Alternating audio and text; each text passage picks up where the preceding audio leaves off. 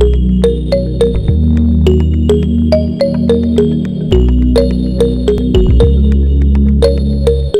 suis Yannick Charer, je suis diplômé d'Ascoria en 2016, où j'ai validé un diplôme de moniteur éducateur. J'ai passé 2 ans sur le terrain, notamment en protection de l'enfance. Le métier était un peu trop impactant pour ma personne. Et donc je suis revenu à une vieille passion pour le coup qui n'était pas professionnelle jusque-là, c'est-à-dire l'écriture et la production de contenu sur Internet, puisque j'étais blogueur, chroniqueur BD. J'ai donc intégré une formation en web marketing. Et puis aujourd'hui, je termine mon bac+5. Je travaille donc dans la communication. Ce rapport à l'humain, si je ne peux pas travailler, si je ne parle pas d'humain, ça fait partie des valeurs de mon entreprise. Alors très classiquement, il y a la proximité, mais il y a aussi la considération, la confiance. Et c'est ça qui a fait, moi, que j'ai pu me projeter vers l'intérim, qui a priori n'était pas du tout mon univers, vraiment pas. Et pourtant, voilà, au moins, quand je vais à la rencontre d'intérimaires, quand je vais à la rencontre de salariés en agence, on peut parler de ça. Ça reste le point commun. Donc aujourd'hui, je ne perds surtout pas ce filtre-là dans ma pensée et dans ma vie. Je suis aussi critique et scénariste de bande dessinée. On avait un module pendant la formation de moniteur éducateur qui nous incitait en fait à aller nous auto-former à l'extérieur de l'école.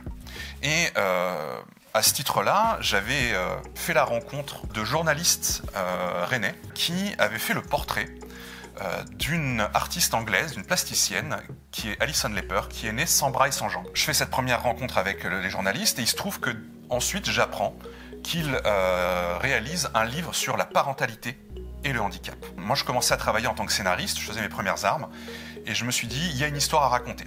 Donc j'avais écrit une histoire romancée, j'ai cherché un dessinateur. J'ai trouvé un dessinateur qui me convenait. On a présenté notre projet. On a 2 éditeurs qui nous ont dit qu'ils étaient intéressés pour aller avec nous. Ils avaient envie, l'un comme l'autre, les éditeurs, de découvrir qui était réellement cette femme. Donc, moi, j'ai retravaillé mon projet de sorte à en faire une biographie pour traiter donc de l'histoire d'Alison Leper, qui est atteinte de phocomélie, moignon de jambes et pas de bras. Et pourtant, donc, elle est devenue peintre, plasticienne. Elle est devenue femme, mère.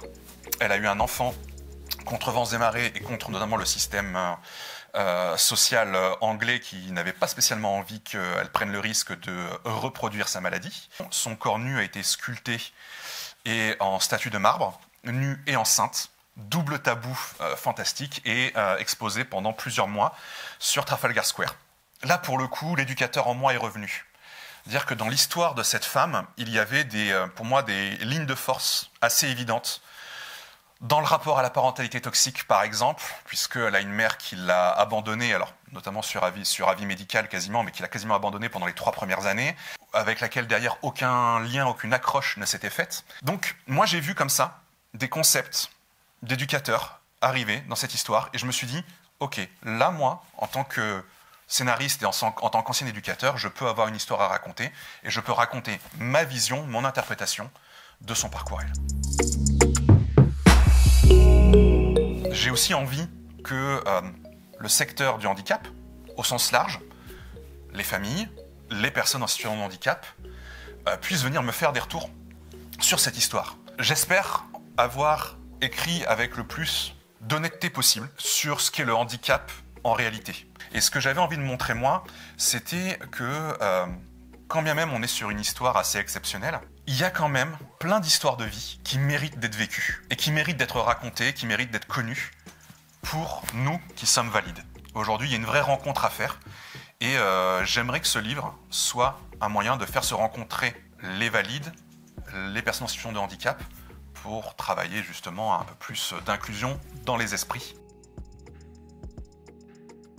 Même si je suis allé faire autre chose aujourd'hui de ma vie, et que du coup j'ai plus grand chose à voir avec le travail social, je regrette pas ces 2 ans passés en formation, et plus les années qui ont précédé et qui ont suivi dans mon cas de mon cheminement personnel. Je garde des souvenirs extrêmement forts, notamment quand j'ai travaillé en centre d'hébergement d'urgence, qui m'ont vraiment fait avancer dans la vie. Donc aujourd'hui, je serais clairement pas le même.